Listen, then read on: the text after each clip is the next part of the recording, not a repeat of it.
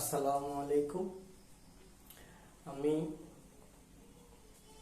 শিক্ষার্থীদেরকে Cumilla modern high school online ক্লাসে স্বাগতম জানাচ্ছি। অনলাইন ক্লাসের ব্যবস্থা করে দেওয়ার জন্য কুমিল্লা মডার্ন হাই স্কুলের সম্মানিত প্রধান শিক্ষক A.K.M. আখতার হোসেন স্যারকে অসংখ্য ধন্যবাদ। আজকে আমরা JSC পরীক্ষার্থীদের অষ্টম শ্রেণীর শিক্ষার্থীদের জন্য বিজ্ঞান বিষয়ের একাদশ অধ্যায়ে আলো অংশটা আলোচনা করব। আজকে আমাদের আলোচনার বিষয় হচ্ছে আলো। শিক্ষার্থী বন্ধুরা, তোমরা আমাকে দেখতে পাচ্ছ, অবশ্যই এখানে আলো আছে। আলোর কারণে অন্ধকার দূর হয়, ঠিক আছে? তো আমরা এখন একটা অন্ধকার সময় আছি। করোনা ভাইরাসের কারণে আশা করি এক সময় আলোর মুখ দেখতে পাবো, যদি এই প্রতিষেধকটা আবিষ্কার হয়। তো করোনার জন্য স্বাস্থ্যবিধি যা যা মেনে চলা দরকার, আশা করি তোমরা সচেতন নাগরিক হিসেবে, শিক্ষিত মানুষ হিসেবে করোনা ভাইরাসের স্বাস্থ্যবিধিগুলো ভালোভাবে মেনে চলবে। আসো আমরা আজকের লেকচারে চলে যাচ্ছি। আলোর প্রতিসরণ খুব ইম্পর্টেন্ট। যারা JSC পাস করার পর 9-10-এ গেলে যে সায়েন্স নিতে চাও, সায়েন্স নিতে গেলে এমনকি ইন্টারমিডিয়েটও যারা সায়েন্সে পড়বা, এই চ্যাপ্টারটা খুবই গুরুত্বপূর্ণ। ভয় পেলে হবে না, সাহস নিয়ে দরদ দিয়ে ভালো করে বুঝে শুনে পড়ালেখা করতে হবে। মুখস্থ করলে এই চ্যাপ্টারে কেউ ভালো করতে পারবে না। আসো, আলোর প্রতিসরণ আমরা আগে একটি ঘটনা দেখে এসেছি। আমরা প্রথমে যে কথাটা নিয়ে আলোচনা করব, আলো। আলো কাকে বলে? যা আমাদের চোখে প্রবেশ করে কোনো কিছু দেখতে সাহায্য করে, তাকে বলা হয় আলো। 6-এ পড়ে এসেছ। এখন আলোর প্রতিফলন। আলোর প্রতিফলনটাও তোমরা জানো। আলো যদি কোনো উৎস থেকে নির্গত হয়ে কোনো প্রতিবন্ধকে বাধা পেয়ে আবার ওই একই উৎসে একই মাধ্যমে ফিরে আসে, তাহলে এই ঘটনাকে বলা হয় আলোর প্রতিফলন। আমরা যদি চিত্রটাকে দেখি, দেখো এটা বিভেদ তল,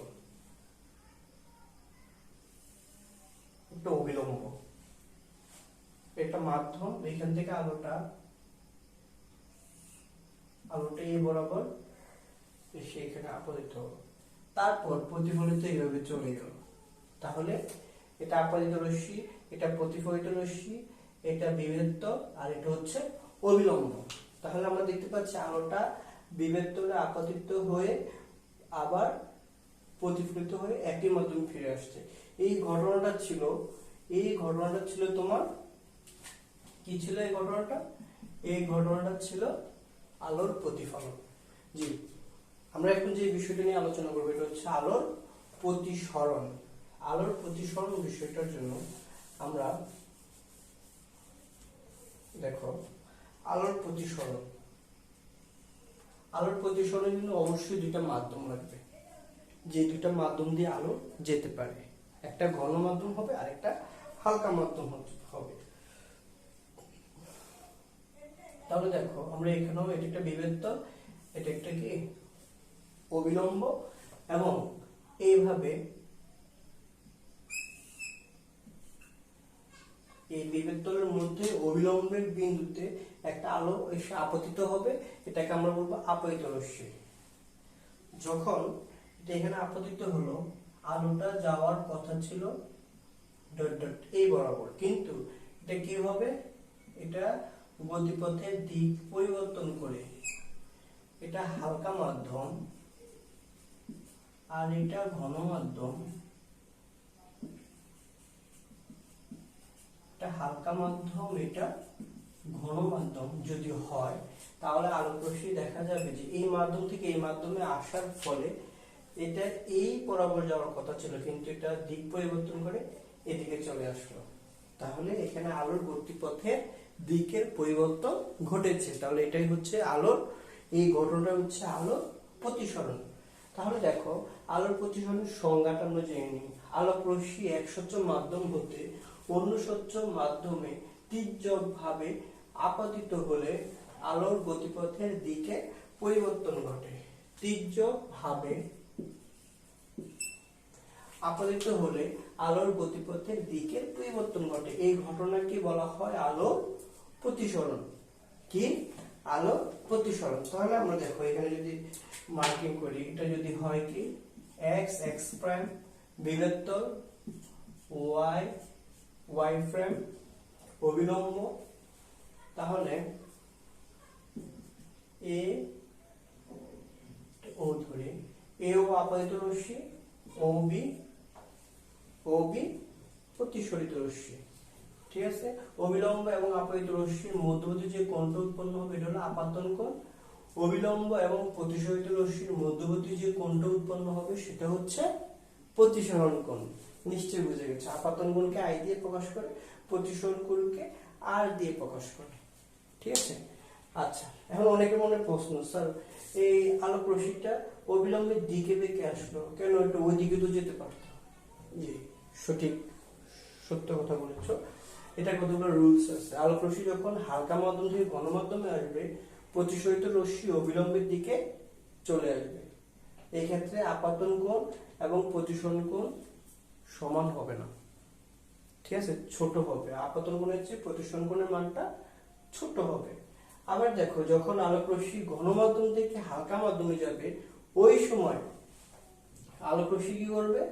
অবিলম্ব থেকে প্রতিসরণের পর অবিলম্ব থেকে দূরে সরে যাবে। খেয়াল রাখবে, ঘন মাধ্যম থেকে হালকা মাধ্যমে গেলে অবিলম্ব থেকে দূরে সরে যায় প্রতিসরিত রশ্মি। আচ্ছা, এখন আপতিত রশ্মি, প্রতিসরিত রশ্মি আপাতন বিন্দুতে অঙ্কিত অবিলম্ব একই সমতলে থাকে। তাহলে আসো আমরা ওই চিত্র একটা দেখি কিভাবে আলোটা প্রতিসরিত হচ্ছে। আচ্ছা, এটা বিভেদ তল, এটা অবিলম্ব। এখান থেকে আলোটা, এটা হালকা মাধ্যম, এটা ঘন মাধ্যম, এটা হালকা মাধ্যম। আলোক রশ্মিটা এখান থেকে প্রতিসরিত হয়ে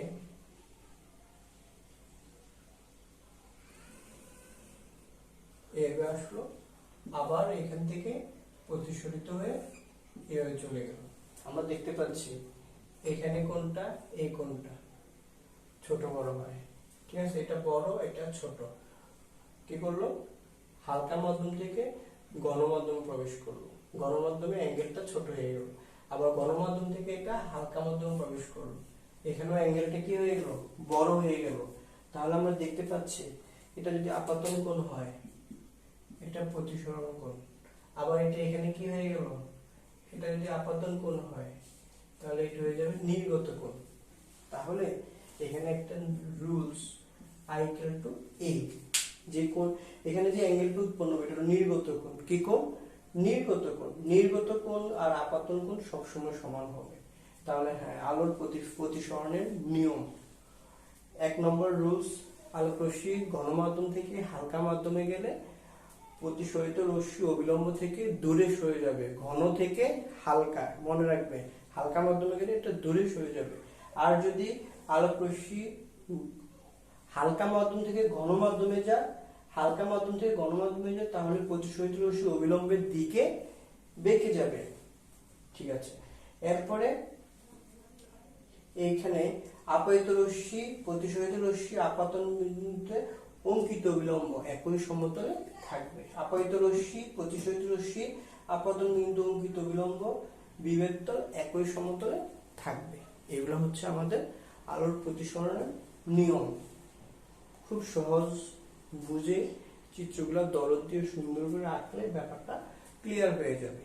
ওকে, আচ্ছা, তারপর আমরা যে আলোর প্রতিসরণের বাস্তব প্রয়োগ, আলোর প্রতিসরণের কতগুলো বাস্তব প্রয়োগ। যেমন দেখো, এক গ্লাস পানি নিয়েছো, পানির মধ্যে একটা পেন্সিল ডুবিয়ে দিয়েছো।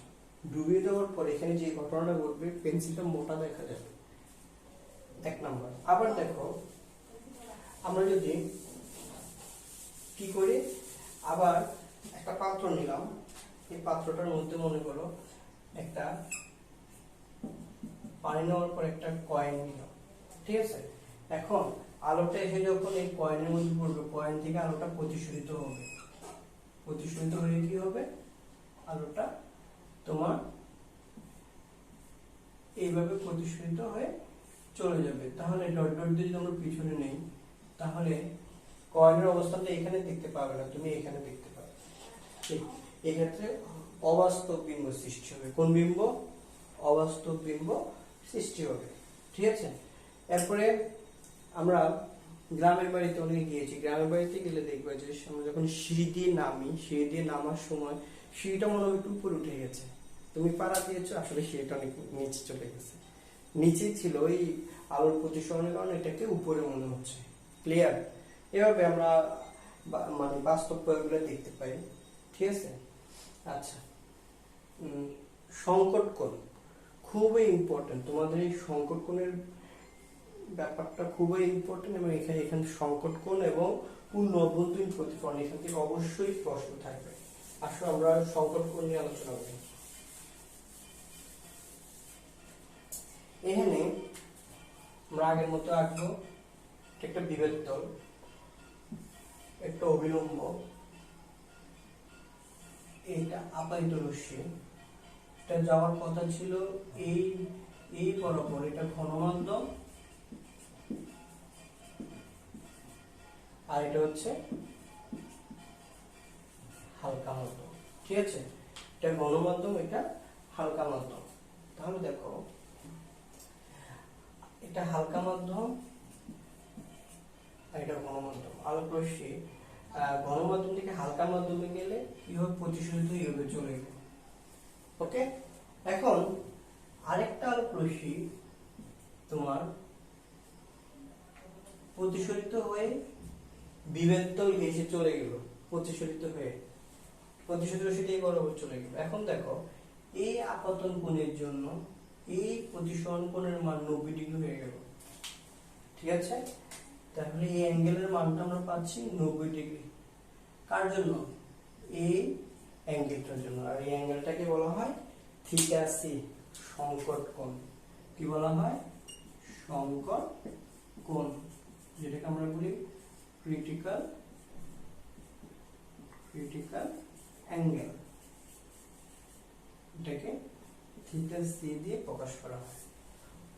অবশ্যই মনে রাখবে, আলোক রশ্মি গণমাধ্যম থেকে হালকা মাধ্যমে প্রতিসরিত হওয়ার সময় আপাতন কোণের যে মানের জন্য প্রতিসরণ কোণের মান 90 ডিগ্রি হয়, সেই আপাতন কোণটাকে অবশ্যই আপাতন কোণটায় গণমাধ্যমে যে আপাতন কোণটা সৃষ্টি হলো, ওই কোণটাকে বলা হয় সংকট কোণ, যেটাকে আমরা ক্রিটিক্যাল অ্যাঙ্গেল বলে থাকি। তাহলে সংজ্ঞাটা লিখতে গেলে আমরা কি লিখতে পারি? সংকট কোণের সংজ্ঞাটা দেখো,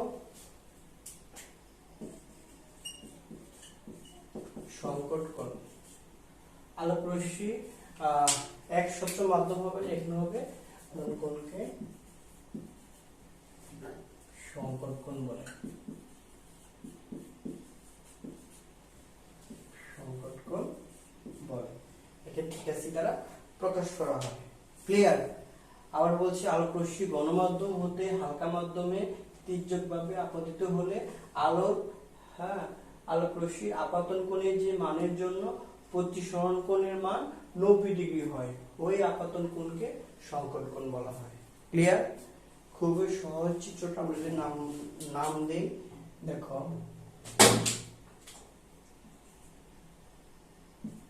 এটা হচ্ছে x প্রাইম, এটা হচ্ছে y প্রাইম, এটা হচ্ছে a, OA হচ্ছে আপাতিত রশ্মি a প্রাইম, আরেকটা আলোক রশ্মি OB হচ্ছে আরেকটা আপাতিত রশ্মি, এটা চলে গেল B প্রাইম। এখন দেখো, তাহলে এখানে B ও Y প্রাইম, এটা হচ্ছে সংকট কোণ, এটা কি সংকট কোণ। এখন আমরা যদি পূর্ণ অভ্যন্তরীণ প্রতিফলন বলতে চাই, তাহলে পূর্ণ অভ্যন্তরীণ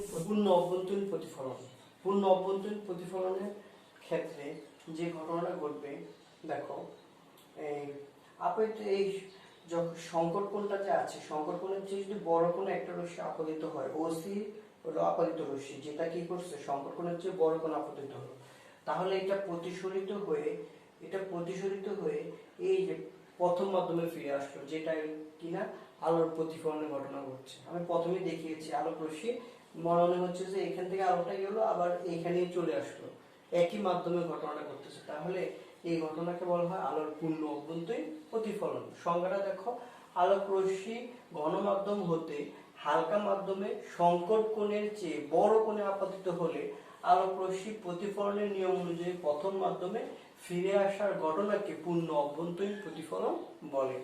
ঠিক আছে, তাহলে এখানে অবশ্যই এখানে আলোক পূর্ণ অভ্যন্তরীণ প্রতিফলনের মধ্যে যে দুইটা শর্ত আছে, এক নম্বর শর্ত হলো আলোক রশ্মিকে অবশ্যই ঘন মাধ্যম থেকে হালকা মাধ্যমে যেতে হবে, এবং 2 নম্বর শর্ত হলো আপাতন কোণটা অবশ্যই সংকট কোণের চেয়ে বড় কোণে আপাতিত হতে হবে। আলোর এই বিষয়গুলো খুবই সহজ, তোমরা একটু মনোযোগ দিয়ে দরদ দিয়ে পড়লে ভালো করতে পারবে। আমরা এখন করোনা পরিস্থিতি যেভাবে জয় করছি, ঠিক আলোর এই চ্যাপ্টারটাকে একটু সহজভাবে নিয়ে চিত্র এঁকে সুন্দর করে অ্যাঙ্গেলগুলো দিয়ে পড়লে আমরা সহজে বুঝতে পারবো, অনেক সহজ।